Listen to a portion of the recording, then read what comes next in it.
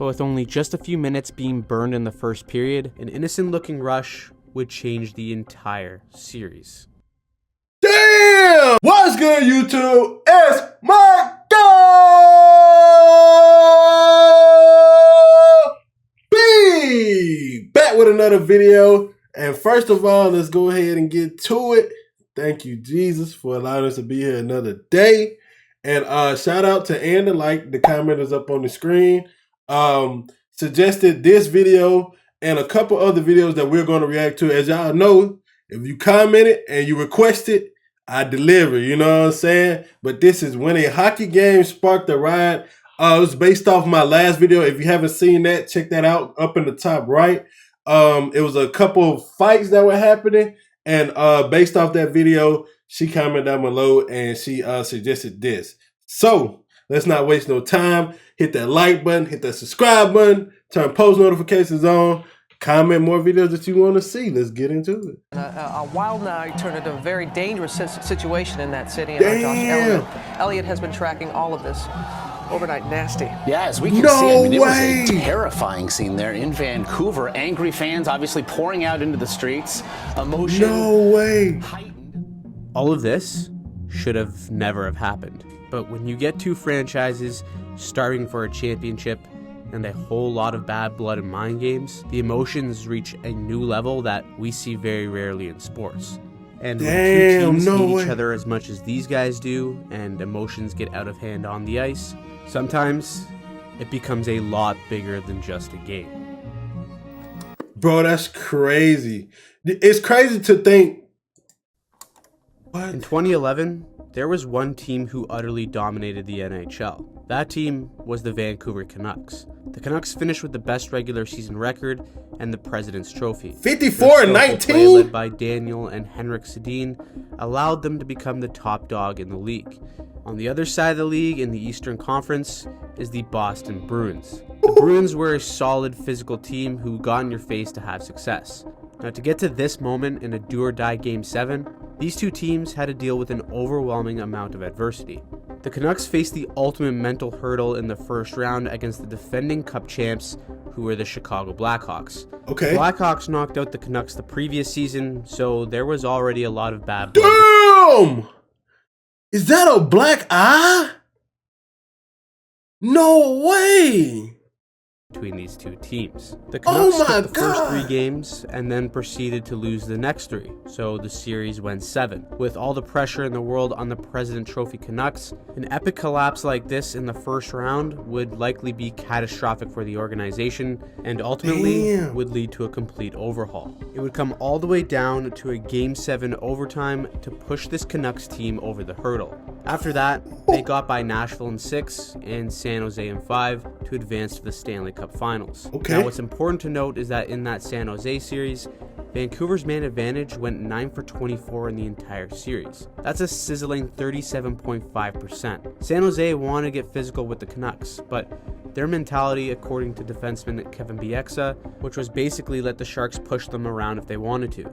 The Canucks were confident that they had one of the best power plays in the world that year, and if you wanted to take stupid penalties, they were going to bury you. Hey! That was exactly what they did in that series. On the other side is the Boston Bruins, who went 7 games with the Canadiens, swept the Flyers, and then won again in 7 games against Tampa. The hero in both rounds 1 and 3 for Boston was none other than winger Nathan Horton, a hulking power forward who had a knack for the big moments. Wow, never heard of him. Nathan Horton? Okay, we may need to watch his.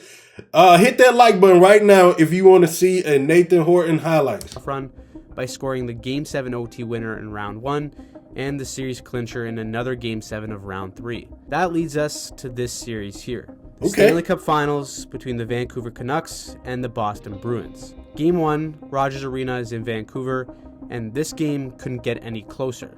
Big saves on both ends, tons of physicality with both teams trying to set the tone, and in doing so, key defenseman for the Vancouver Canucks and Dan Hamhuis tries to throw a huge hip check on Milan Lucic, and as a result, he just ends up crumpling. When Hamhuis laid that hit, he would tear his groin right off the bone. Oh my, what?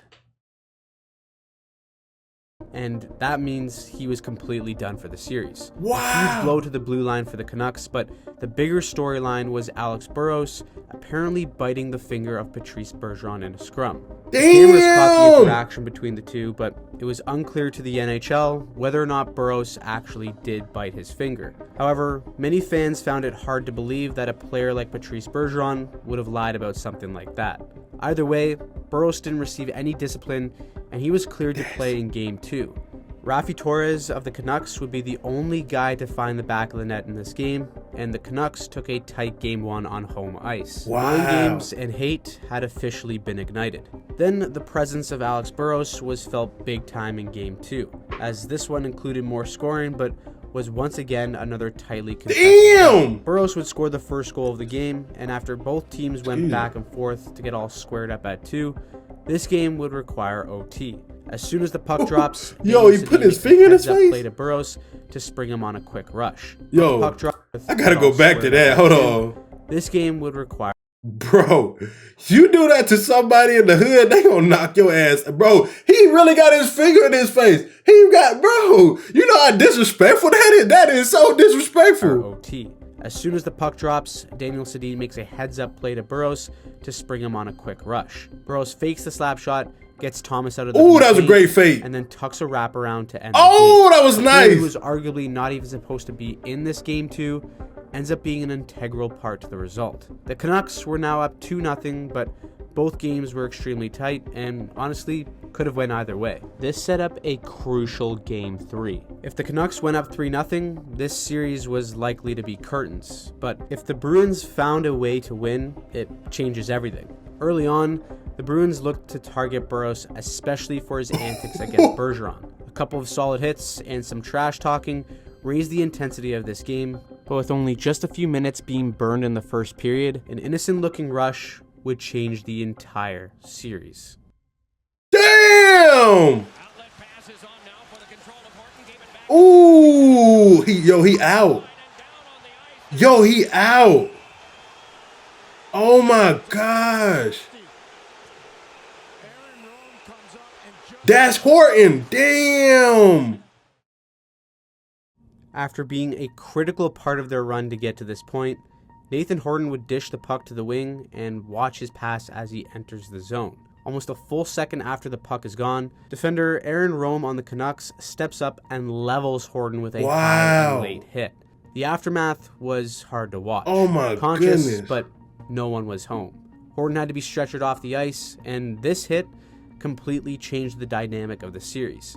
The Bruins rallied to score 8 goals, all against Vancouver's star goalie in Roberto Luongo. The Canucks poked the bear, and the bear woke up pissed off. Even winger Jeff Candolini of the Vancouver Canucks felt that he'd never seen anything change so drastically in a series after that hit. Aaron Rome was suspended for the remainder of the series, and the Canucks were starting to do too much to try and make up for missing players. The Bruins steamrolled the Canucks 4-0 in Game 4, and the series shifted back to Vancouver, where once again, it was another extremely tight contest. Maxime Lapierre scored the only goal at 4:35 of the third when the puck bounced off the wall and caught Tim Thomas by surprise. Wow. After the Canucks won 1-0 and Luongo was named the first star of the game, he said this about Tim Thomas when asked about the lone goal in the game. Comes from a weird angle, goes off Tim's body. Just how hard that is for goalie. It's not hard if you're playing in the paint, so it's an easy save for me, but if you're wandering out and aggressive like he does, I mean, that's going to happen. So he might make some saves that I won't, but in cases like that, I mean, we want to take advantage of bounces like that and make sure that we're in good position to bury those. Just pouring more gasoline onto the fire between these two teams, but it seemed like the Canucks were getting sucked into the noise. As Luongo admitted afterwards, he wished that he wasn't as worried about what was going on the outside. With the Canucks now just being 1 win away from the Stanley Cup, everything started to fall apart. Players and members of the organization were starting to get ahead of themselves and proceeded to lose focus. But more importantly, the parade route was getting planned and which network was going to have it. Oh my goodness, no way. Oh no. Themselves and proceeded to lose focus. But more importantly than that, the Bruins started to physically overwhelm the Canucks. Defenseman Kevin Bieksa said that it seemed like the Bruins defensemen had a mandate to make life hell on Vancouver's forwards. Whether it was a slash, cross-check, constant scrums, Alexa admitted that they just didn't have the team to match up with that kind of physicality. The Bruins won Game 6 easily 5-2, and in the final minute of the game, Marchand look at Marchand! Bro, look at Marchand, bro. Oh my God. Classic Marchand, man. Oh my God, man. He might be he may be starting to become my favorite little annoying player, man. Look at him. Classic, bro. Classic. Multiple times. Look what he's doing, bro. The guy's not even punching him back. Look for a team that was already called soft and whose toughness was in question in this series. Even though the Canucks said they wanted to take punches to draw power plays, the power plays just didn't come, and the result was almost symbolic of what was happening. I mean, just look at this. Marchand and the Bruins are sending a message for Game 7. Like, really, just hitting them in the face. Back on the Canucks. That brings us to this moment here. The do-or-die Game 7 in Vancouver. Oh no, I can tell what's going to happen. On the Canucks to close out this magical season on home ice. The first goal of this game means everything to both teams. The Canucks came out with energy and had multiple grade A chances, including this one by Daniel Sedin, but Tim Thomas remained the difference in this series. Multiple big-time saves early on gave the Bruins a chance to strike. A young Brad Marchand would throw a backhander into the slot, and Bergeron would bang at it through some legs to catch Luongo off guard and make it a 1-0. That was nice. With every second that Vancouver spent chasing the game, the pressure only got more intense. It seemed like every time the Canucks came close to breaking through, Tim Thomas and the Bruins would find a way to come out unharmed. A Marchand wraparound goal followed by a Bergeron shorthanded tally in the second meant that the Canucks were slowly watching their dream slip. No way. As the seconds ticked down, the Canucks and their fans would experience heartbreak while the Bruins. Oh my goodness, their fans are about to fucking spaz. This series here would go down in history. Oh my gosh, in your hometown, somebody's raising a trophy. With all the hate, drama, and intensity this series was filled with, it would be one that fans would remember for a long time. Unfortunately, the most memorable part didn't even happen on the ice. After Game 7 ended, the city of Vancouver went berserk. It wasn't reflective of the Canuck fan base, but rather what can happen when a mob mentality reaches to a whole other level. That's crazy. Season for the Whose Canucks car? Ended in the most bitter way possible. This series showed just how much every inch matters in this sport, both physically and mentally. At any given moment, something can happen, and it can alter the entire psyche of your team. Give a guy 1 inch, and they will take a mile. Wow. The Canucks were the more talented team, but the Bruins and their physicality grinded them down until they had nothing left. One bounce here, one different choice there, and the outcome of this series could have been entirely different. To this day, the bad blood and mind games between the players involved in this series still live on, and although this hockey game would result into something everyone would like to forget, it was really symbolic of the series. For a series that had every element of the game that you both love and hate to see, how it ended is reflective of how this. Yo, that's crazy. Nah. And that was pure chaos.